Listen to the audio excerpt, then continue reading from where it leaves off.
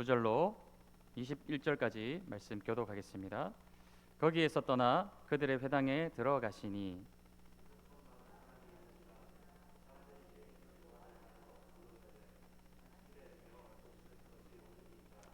예수께서 이르시되 너희 중에 어떤 사람이 양 한 마리가 있어 안식일에 구덩이에 빠졌으면 끌어내지 않겠느냐.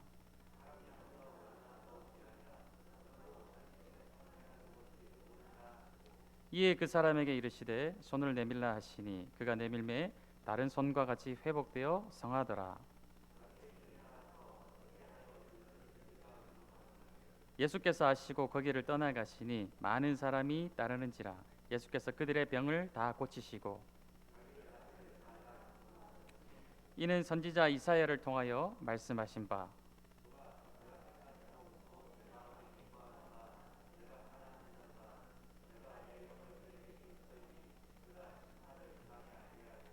그는 다투지도 아니하며 들레지도 아니하리니 아무도 길에서 그 소리를 듣지 못하리라.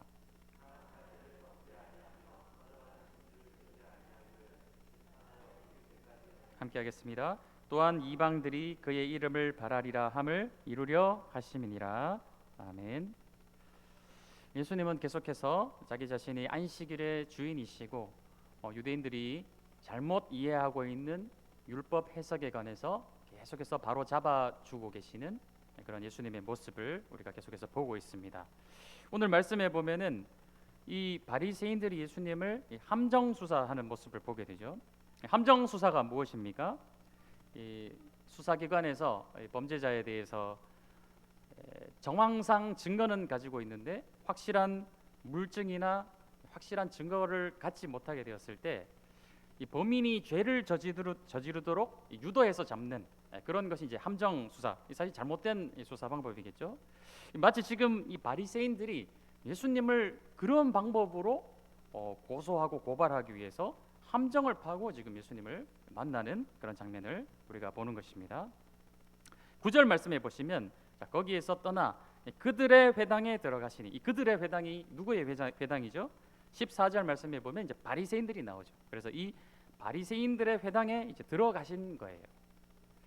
그런데 거기에 누가 있습니까? 10절 말씀해 보면 한쪽에 손 마른 사람이 있는지라라고 말씀하고 있어요. 이 당시에 어떤 사회적 분위기상 병자들은 회당 가운데 들어가기가 굉장히 사실 어려웠습니다. 왜냐하면 병이 들어 있다라는 것은 그 당시 어떤 통념상 하나님께 어떤 죄를 저질러서 하나님의 어떤 징계로 말미암아 병이 들었다라고 여겼기 때문에 스스로도 그렇고 다른 사람의 시선 때문에도 그렇고 회당 안에 들어가는 것이 사실상 불가능하던 시대였어요. 그런데 지금 어떻게 한쪽 손 마른 사람이 회당 가운데 들어가 있을까요? 이것은 바로 바리새인들이 섭외를 한 것이죠. 데리고 들어갔어요. 왜 데리고 들어갔을까요? 한쪽 손 마른 사람을 고쳐주기 위함이 아니라 누구 때문에?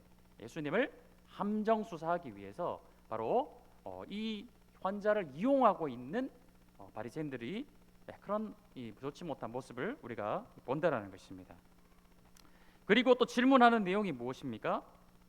자, 사람들이 예수를 고발하려 하여 물어 이르되라고 말씀하고 있죠. 정말 궁금해서, 진리가 궁금해서, 예수님의 말씀이 궁금해서 질문하는 것이 아니라 아주 악의적인 의도, 고발하려고 묻고 있는 것이죠. 그래서 안식일에 병 고치는 것이 옳으나이까라고 물어보는 것입니다. 예수님은 사실 이미 이들이 어떤 의도를 가지고 질문을 하고 있는지 잘 알고 계시죠. 그래서 오히려 질문에 대해서 다시 한번 질문하시는 반문하심을 통해서 예수님께서 이들에게 물어보시는데, 그래서 예수님의 어떤 패턴이죠. 악의적인 질문에 대해서는 다시 질문을 재차하심을 통해서 그들 스스로가 자각하도록 하시기 위해서 다시 물어보시는 그런 예수님의 질문의 내용이 나오게 되는데, 그것이 11절 말씀입니다. 자, 예수께서 이르시되 너희 중에 어떤 사람이 양 한 마리가 있어 안식일에 구덩이에 빠졌으면 끌어내지 않겠느냐라고 말씀하고 계시죠. 이 말씀은 단순히 다른 비유를 통해서 양이 한 마리가 빠졌는데 그 구덩이에서 건져내는 것이 그게 올바른 일 아니야? 감정적으로 호소하는 내용이 아니에요. 우리가 이 말씀만 딱 보면 예수님이 비유를 통해서 사람이 양보다 귀한데 좀 고쳐줘야 되지 않겠냐. 그걸 감정적으로 좀 선처해달라는 호소의 내용이 아니라는 것입니다. 우리 누가복음 14장 5절 말씀으로 한번 좀 찾아보도록 하겠습니다. 누가복음 14장 5절 6절 말씀, 비슷한 본문인데 평행 본문이라고 하죠. 우리 14장 5절 6절 함께 읽겠습니다. 시작. 또 그들에게 이르시되 너희 중에 누가 그 아들이나 소가 우물에 빠졌으면 안식일이라도 곧 끌어내지 않겠느냐 하시니 그들이 이에 대하여 대답하지 못하니라. 수종병 든 사람을 예수님이 안식일에서 고치시면서 하시는 말씀이 무엇이냐면은, 야, 사람이 아들이나 소가 우물에 빠졌으면 안식일에도 곧 끌어내지 않겠느냐, 이렇게 말씀하시죠. 거기에 대해서 이 사람들이 어떻게 대답합니까? 대답하지 못하고 있어요. 이 무슨 말이냐면은, 당시에 일어났던 관습이 무엇이냐, 이 장로들의 유전이 무엇이냐면은, 안식일이라도 자신이 어떤 사람이라든지 소나 어떤 재산이 위험한 상황에 처했을 때는 거기에 대해서는 안식일이라도 그것을 구출해내는 노동이 가능하다라고 사실은 여겼다라는 것이에요. 그래서 허용해 주었다라는 것이죠.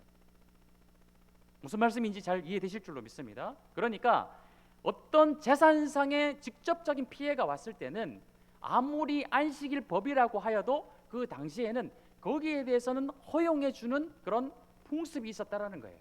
장로들의 유전이 그것을 허용해 주었다라는 거예요. 다시 마태복음으로 돌아오도록 하겠습니다. 예수님께서는 지금 무슨 말씀을 하시냐면은, 야, 너희들이 안식일이라도 사실 너희 재산에 피해가 가면 그거 무시하고 사실 다 건져내지 않았어? 양 한 마리가 우물에 들어가 있으면, 구덩이에 들어가 있으면 안식일이라도 그거 구출해내는 노동 지금까지 해왔잖아. 너희도 안식법 지금까지 어겨왔잖아. 그런데 왜 안식일에 병 고치는 일, 그것보다도 훨씬 중요한 한 영혼을 구원하고 한 영혼의 병든 육신을 고쳐주는 이 더 귀한 일을 하는 것에 대해서 너희들이 왜 태클을 거느냐라는 거예요. 예수님께서는 지금 그것을 지적하시는 말씀으로서 재차 반문하시는 그런 내용의 말씀이라는 거예요. 이 동물의 생명, 사실상 재산을 보호하는 일에는 안식일법을, 편법을 가지고 와서라도 적응하면서 이 동물과 비교할 수 없는 하나님의 형상을 닮은 사람의 아픔을 돌보는 일에 대해서는 이 악법을 적용하는 자들에 대해서 그들의 엄청난 모순에 대해 반문하시는 그런 내용이라는 것이죠. 자, 재산이 중요하나 한 영혼이 중요하냐, 이렇게 우리가 누군가에게 질문을 한다면, 물질이 중요합니까? 한 사람의 영혼이 중요합니까? 질문을 한다면 다 대답을 이렇게 하실 거예요. 당연히 한 영혼이 중요하죠. 사람이 중요하죠. 이렇게 말할 것이에요. 실제 그런 상황이 닥쳤을 때 재산이냐 사람이냐 많이 갈등하시는 분이 많을 것입니다. 실제로 세상 곳곳에서는 그런 일들이 일어나고 있지 않습니까? 사람을 사람으로 보지 않고 돈으로, 아니 오히려 돈보다 못하게 여기는 하나님의 형상이 완전히 짓밟히고 있는 그런 현장들이 얼마나 많이 있냐라는 것이죠. 실제로 근근히 뉴스에 보면은 돈 때문에 사람을 죽이고 돈 때문에 사람을 위험에 빠뜨리는 일들이 얼마나 많이 일어나고 있냐라는 것이죠. 그러니까 일어나는 오늘 본문에도 같은 현상이 나타나는 거예요. 12절 13절 말씀에 사람이 양보다 얼마나 더 귀하냐, 그러므로 안식일에 선을 행하는 것이 옳으니라. 안식일에는 어떤 일을 행하는 것이 옳습니까? 선을 행하는 것이 옳다라고 말씀하고 계시죠. 그런데 14절 말씀 보십시오. 14절 말씀에 바리새인들은 어떤 모양으로 나타나죠? 바리새인들이 나가서 어떻게 하여 예수를 죽일까 의논하는 거예요. 선을 행하고 생명을 살리고 영혼을 구원해내야 될 이 안식일에, 그것도 어떤 장소에서 지금 이것이 이루어지고 있습니까? 한 영혼을 살리고 영혼을 치유하고 구원해야 될 그 회당, 오늘날로 치면 교회를 의미하는 것이죠. 유대인들의 교회인 거예요, 회당은. 그러한 장소에서 무엇보다도 자기들이 중요한 그 안식일이라는 그 날에 지금 한 영혼을 구원하는 그 현장에서 또 다른 쪽에서는 무엇을 생각을 하고 있다라는 거예요? 한 사람을 어떻게 하면 죽일까? 그런 완전한 모순이 일어나고 있는 그런 현장을 우리가 보고 있다라는 것이죠. 결국 이들이 예수님을 죽이려는 이유는 무엇입니까? 자신들의 어떤 집단적인 이익에 예수님이 손해를 끼치기 때문에 그런 것이에요. 그렇지 않다면 전혀 예수님을 죽인 이유가 없겠죠. 자신들의 어떤 집단, 그 집단에 이 예수님이 정면으로 도전을 한다라고 생각하고 자신들의 집단에 어떤 불이익을 가져다 준다고 생각을 하기 때문에 이 예수님은 제거해야 될 대상으로 보이는 거예요. 한 영혼, 한 생명으로 보지 않는다라는 것이죠. 그것이 어디에서 일어나고 있다고요? 영혼을 살려야 될, 영혼을 구해놔야 될 이 회당에서 그런 일이 벌어지고 있다는 것입니다. 사랑하는 성도님들, 교회는 어떤 장소여야 될까요? 교회는 영혼을 살리고 사람을 구원하는 곳이어야 돼요. 때때로 그런 반대 현상이 많이 일어나기도 합니다. 안타깝게도 많은 교회에서 사람의 영혼을 살리고 생명을 구원해야 될 교회에서 사람을 생명을 구원해야 될 복음, 하나님의 말씀을 가지고 오히려 때때로 반대로 영혼을 죽이고 사람을 죽이는 일을 할 때가 얼마나 많이 있냐라는 것이죠. 이것을 우리는 조심해야 될 거예요. 우리가 한국 교회를 위해서 기도하셔야 됩니다. 이 땅에 존재하는 단 한 교회에서라도 그러한 일들이 벌어지지 않도록 사람을 살리고 생명을 구원하고 영혼을 살리는 일에 교회가 전력을 다해야 되는데, 이 땅에 존재하는 단 한 교회에서라도 사람의 생명을 죽이는 일, 영혼을 죽이는 일이 벌어지지 않도록, 꼭 우리 교회의 일이 아니라고 하죠. 그런 소식이 들려올 때 가슴을 찢으며 눈물을 흘리며 우리 하나님 앞에 회개하고 그 교회를 위해서 우리가 기도해 줘야 되는 거예요. 근데 얼마나 많은 교회들이 그런 일들이 오늘 이 시간에도 벌어지고 있습니까? 교회가 찢어지고 나누어지고 서로 공격하고 말씀으로 정죄하며 그 영혼을 죽이는 일들이 얼마나 많이 벌어지고 있냐라는 것이죠. 우리가 정말 한국 교회를 위해서, 특별히 또 우리 교회를 위해서 앞으로도 장차 그런 일이 절대 벌어지지 않도록 사람의 생명을, 영혼을 구원하는 일에 전력 두고 하는 그런 교회로 점점 세워져 갈 수 있도록 우리가 교회를 위해서, 한국 교회를 위해서 기도하셔야 될 것입니다. 우리가 사람들이 참 여러 가지 성향을 가지고 있어요. 이렇게 질문을 해보면 교회에서는 사랑이 먼저입니까? 아니면 공의가 먼저입니까? 교회에서 질서를 잘 지키고 질서를 잘 유지하는 것이 중요합니까? 아니면 그보다도 사랑이 더 중요합니까? 이렇게 질문을 해보면 자신의 가진 성향에 따라서 교회는 그래도 사랑이 더 중요하다, 아니다, 교회는 질서, 공의가 더 중요하다, 각기 이제 자신이 가진 성향에 따라서 대답을 하실 거예요. 누가 교회에서 더 필요할까요? 질문하면 둘 중에 하나를 선택을 하시겠죠? 그러나 아니라는 거예요. 교회는 사랑과 공의가 함께 세워져 가야 되는 것입니다. 하나님의 사랑 안에서 공의가 세워져 가야 되는 거예요. 너무 질서와 원칙만 강조하면 어떻게 될까요? 질서는 잘 잡히게 될지 모르겠지만 교회가 굉장히 건조해지고 각박해질 거예요. 그러나 반대로 너무 사랑, 교회는 사랑이 다가 아니냐, 사랑만 강조하다 보면 질서가 무너지고 교회는 촉촉하게 되겠지만 여러 가지 질서상의 어려움들이 생기게 된다는 것이죠. 그래서 이 두 가지는 항상 함께 같이 가야 되는 것입니다. 어느 한쪽으로 치우쳐지지 않도록. 그래서 하나님께서는 각 사람의 성향에 따라서 한쪽으로 치우쳐지지 않도록 여러 성향을 가진, 여러 은사를 가진 다양한 사람들을 교회 안에 두신 것이에요. 한쪽으로 치우쳐지면 반드시 문제가 생길 수밖에 없겠죠. 그러나 이 모든 것을 뛰어넘는 것은 오늘 말씀과 같이 사람의 생명을 살리는 일인 것입니다. 생명의 법은 이 모든 것을 뛰어넘는 것이에요. 예수님은 오늘 말씀을 통해서 그것을 우리에게 가르쳐주고 계십니다. 영혼의 구원과 생명을 살리는 일이 가장 중요하며 이를 위해서 율법도 존재한다라는 것에 대해서 우리에게 말씀하고 계신다는 것이죠. 그러나 아무리 옳은 일과 옳은 말씀을 하셔도 이미 이들은 예수님을 견제하고 있어요. 자신들의 권력 기반, 집단적 이익을 뒤흔드는 존재로 예수님을 인식하였기 때문에 이 일을 통해서 철저히 안식법을 어긴 중죄인으로 간주하여서 예수님을 어떻게 하면 죽일까 의논하기 시작했다는 것입니다. 이 사실을 아시고 예수님은 이 불필요한 소모전을 피하시기 위해서 거기를 떠나가시죠. 15절 말씀을 보면 예수께서 아시고 거기를 떠나가시니 많은 사람이 따르는지라 예수께서 그들의 병을 다 고치시고 자기를 나타내지 말라 경고하십니다. 아니 왜 예수님이 그 자리를 피하셔야만 할까요? 수많은 환자를 고쳐주시고 이것이 너무나도 훌륭한 일이며 자랑스러운 일임에도 불구하고 이것을 아무에게도 말하지 마라, 아무에게도 말하지 마라, 오히려 조용히 시키시는 예수님을 보게 되죠. 우리 좀 반대로 한번 생각을 해보겠습니다. 만약에 우리가 예수님을 따르는 제자들이에요. 예수님을 따라다니고 있어요. 우리 선생님이 거짓됨이 없으시고 진리를 가지고 옳은 일을 하시며 대의와 명분이 분명하심에도 불구하고 왜 바리새인들을 피하셔야 되지? 그들과 논리적으로 맞서 싸우셔서 충분히 이기실 수 있는 그 예수님께서 왜 그들의 위협에 굴복하시는 것처럼 그 자리를 피하셔야 되지? 예수님이 충분히 말로서 이기실 수 있는데 왜 피하셔야 되지? 또 수많은 환자를 고치시고 이게 너무나도 자랑스러운 일이고 전국적으로 막 센세이셔널한 일을 막 불러일으켜서 더 많은 예수님의 추종자들을 모아가지고 지금 타락하고 무너져 있는 이 종교계를 개혁해내야 되는 게 아니야? 그런데 왜 예수님은 자꾸만 피하시고 조용히 해라, 감추어라? 우리 선생님이 왜 그러시는 걸까? 잘 이해가 되지 않을 수도 있겠죠.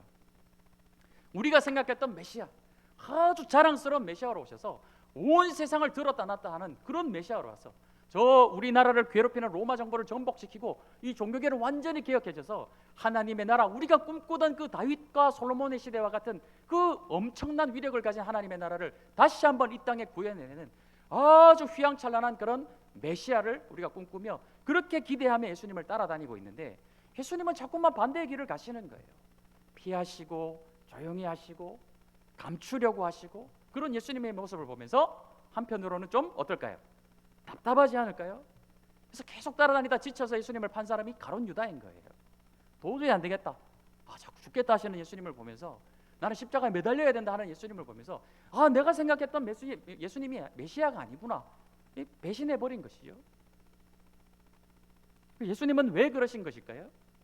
첫 번째는 아직 하나님의 정하신 때가 이르지 않았기 때문이에요. 예수님의 사역 계획은 3년이라는 공생의 기간이 분명히 있었습니다. 네 번째 유월절이 돌아올 때 그때가 예수님이 십자가의 길을 가실 그때인 것을, 아버지의 때인 것을 예수님은 분명히 잘 알고 계셨기 때문에 지혜롭게 아직은 아버지의 때가 아니라서 그 자리를 피하신 것뿐이지 그 똥이 무서워서 피한 것이 아니라는 거예요. 아버지의 때에 자신이 순종하시기 위해서.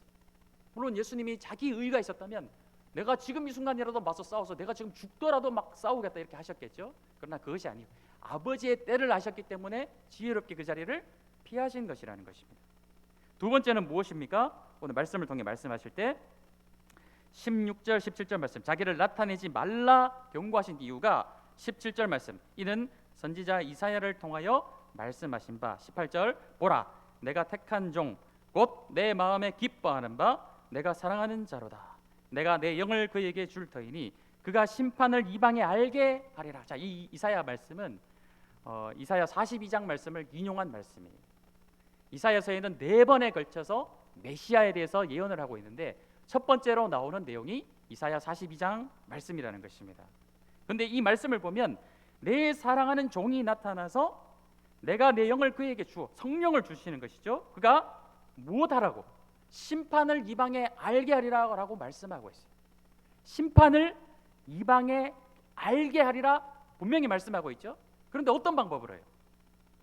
19절 말씀, 자, 그는 다투지도 아니하며 들레지도 아니하리니 아무도 길에서 그 소리를 듣지 못하리라 말씀하고 있어요. 자, 우리가 생각하는 심판을 이방에 알게 하려면 어떻게 해야 될까요? 아주 요란하고 아주 화려한 방법으로 해야 되겠죠. 그 당시에 대부분의 세상 왕들은 어떤 방법으로 세상을 심판했습니까? 온 세상이 요란스럽게, 온 세상이 막 시끌벅적하게 만들어서 대대적으로 군사를 일으키고 대대적으로 침략하라 해서 그 땅을 심판해냈던 것이 세상 왕들의 방법이었어요. 그것이 심판의 통상적인 그 당시의 방법이었다는 것이죠. 그러나 예수님은 어떤 메시아, 어떤 종으로 오셨습니까? 19절 말씀에 다투지도 아니하며 들레지도 아니하리니 아무도 그 일에서 그 소리를 듣지 못하리라 말씀하고 있는 것이죠. 자, 첫 번째로, 자, 들레지도 않는다라는 것이 어떤 뜻입니까? 들레지도. 이 들레다라는 뜻은 시끄럽고 떠들고 요란한 것을 의미하는 거예요. 예수님은 시끄럽고 요란하고 막 떠들고 그런 것을 하지 않는 메시아라고 말씀하고 계시죠. 아무도 그 길에서 소리를 듣지 못하리라. 그 당시에 왕들이 행진할 때 어떤 일이 벌어집니까? 왕이 먼저 나가지 않아요. 선발대가 가서 길을 먼저 확 틉니다. 다 사람들을 길 좌우로 다 엎드려 시켜놓고 아주 그냥 멋있는 모습으로 탄탄대로 길을 쫙 열어놓고 왕이 막 나팔을 불면서 그렇게 행진했던 것이 그 당시 왕들의 행진의 모습이었어요. 그게 들렌다라는 표현이죠. 근데 예수님은 어떠했습니까? 아주 조용히 아무도 알지 못하는 모습으로 그 소리를 듣지 못하도록 조용히 임하신 메시아, 마국간에서 나셨고 아주 나사렛에서 촌동네에서 사역을 감당하셨던 그분이 바로 예수님이셨다는 것이죠. 그리고 또 한 가지가 무엇이죠? 들레지도 아니하셨고 다투지도 아니하셨다라는 거예요. 다투지도. 우리가 때때로 보면은 정의와 진리를 공의가 넘치시는 분은 이렇게 하죠. 정의와 진리를 사수하기 위해서는 절대로 물러서지 않는다. 상대방을 논리로 압도해서 이 사람이 잘못을 깨달을 때까지 막 몰아쳐가지고 이겨야지. 거기 정의와 진리를 사수하느라 싸워야 된다. 정의와 진리를 사수하기 위해서 싸워야 된다. 그것도 사실 틀린 말은 아니지만 오늘 말씀에 따르면 사실 예수님이 어떻게 하셨죠? 바리새인들이 그렇게 하는 모습에서 끝까지 예수님이 야 너희들 그거 잘못됐어. 논리로서 완벽한 하나님의 말씀으로서 싸워 이기실 수 있었겠지만 예수님은 그렇게 하지 않으시고 그 자리를 피하셨어요. 단지 진리를 알려주고 받아들이지 않는 것에 대해서는 안타깝지만 내버려 두시는 예수님을 우리가 본다라는 것입니다. 이 적대감에는 두 가지가 있어요. 소극적인 적대감이 있고 적극적인 적대감이 있습니다. 소극적 적대감은 어떨까요? 나는 교회가 싫어요. 나는 기독교에 대한 반감을 가지고 있어요. 뭐 교회를 보니까 저는 그런 거 별로 듣기 싫습니다. 그런 얘기 하지 마세요 저한테. 그런 자들에게 대해서는 어떻게 해야 될까요? 우리가 포기하지 말고 기도하면서 아주 무례하지 않게 계속해서 설득해 나가야 되겠죠. 그런데 이건 소극적인 이제 적대감인데 적극적인 적대감은 어떠할까요? 이거는 진짜로 교회를 막 공격하는 거예요. 그냥 소극적으로 듣기 싫어 이 정도가 아니라 막 교회를 공격을 하고요. 막 안 좋은 일을 막 들춰내려고 하고 막 데모를 하고 막 실제로 그런 일들이 막 있지 않습니까? 오늘 이 바리새인들과 같이 예수님을 그냥 싫어요 정도가 아니라 예수님을 죽이려고 하는 자들, 예수님을 막 공격하려고 하는 자들, 그런 자들이 있지 않습니까? 그런 자들이 바로 적극적으로 적대하는 자들의 모습이라는 것이죠. 제가 이제 이전에 교회에서 사역을 할 때 신천지 청년들이 저를 찾아온 적이 있었습니다. 제가 이제 막 예배를 드리고 있는데 청년들이 새가족 청년들이 왔다라는 거예요. 그래서 제가 청년부 담당자니까 이 새가족을 맞이하는 방에 딱 가니까 신천지 청년 3명이 딱 앉아 있더라고요. 처음에는 자기가 신천지라고 밝히지 않았습니다. 제가 이 교회에 등록하고 싶어서 왔습니다. 그래서 막 제가 어디 사냐 어떻게 왔냐 한 대화를 한 10분 정도 넘게 했어요. 그런데 어느 순간인가 그들이 본색을 딱 드러내더라고요. 갑자기 자리에서 벌떡 일어나서 제가 깜짝 놀랐습니다. 앉아 있는데 키 큰 청년이 탁 일어서니까 깜짝 놀라서 쳐다봤는데 주머니에서 뭐를 싹 꺼내는데 제가 깜짝 놀랐어요. 뭘 꺼내나 했는데 초청장을 다 꺼내더라고요. 그래서 제 앞에서 쫙 펴면서 사실 저는 신천지입니다. 목사님을 전도하기 위해서 왔습니다. 얼마나 기가 막힙니까? 교회에 와가지고 그것도 일반 사람이 아니라 청년부 담당자 목사를 전도하러 왔대요. 얼마나 적극적인 이 적대의 태도입니까? 그럼 그 자리에서 제가 나는 진리와 하나님의 말씀을 사수하는 자다. 오늘 결판 날 때까지 한번 싸워보자. 제가 막 하나님의 말씀을 그 자리에서 애들이 막 그러더라고요. 요한계시록 몇 장에 뭐가 있고 막 야 그거 아니야 하면서 그때부터 막 말씀을 가지고 그들은 막 쪼개고 그렇게 했으면 결판이 났을까요? 그들이 그걸 받아들였을까요? 아이고 그렇구나. 오늘 우리가 지금까지 그 이만희 씨의 거짓말에 속았구나. 오늘 목사님의 말씀을 들으니까 막 진리가 깨달아집니다 하고 그들이 회심하고 돌아갔을까요? 그렇지 않다라는 거예요. 그들 마음에 이미 한국 교회 목사들은 다 거짓말하는 자들이고 너희들에게 하는 말은 거짓말로 너희를 호리는 거야 세뇌가 되어 있기 때문에 제가 어떤 진리의 말씀을 그들에게 가르쳐 주어도 그건 듣지 않아요. 이미 마음을 닫고 귀를 닫아버린 상태이기 때문에 싸워봤자 어떻습니까? 그것은 소모적인 일에 불과하게 된다라는 거예요. 그때는 어떻게 해야 될까요? 차라리 지혜롭게 피하는 것이 맞다라는 것이죠. 그래서 제가 그들에게 그랬어요. 야들아, 너희 정말 너희들이 하는 말이 진리라면 너희들이 교회에 찾아와서 나한테 처음부터 너희 신분을 밝혔어야 되는 거 아니야? 지금 신분을 거짓말로 속인 것 자체가 이미 거짓말을 나한테 하고 왔는데 내가 어떻게 너희 말을 들을 수 있겠냐? 제가 그 말을 하고 다른 말은 하지 않았어요. 어디 가서 거짓말하지 말고 누군가에게 진심으로 너희들이 원하는 방향으로 이야기하고 싶으면 처음부터 거짓말하면 안 된다, 이 말 한마디 하고 미안하지만 돌아가라 하고 돌려보냈어요. 그 자리에서 아무리 복음을 전한다 한들 그들은 듣지 않기 때문에 그렇다는 것이죠.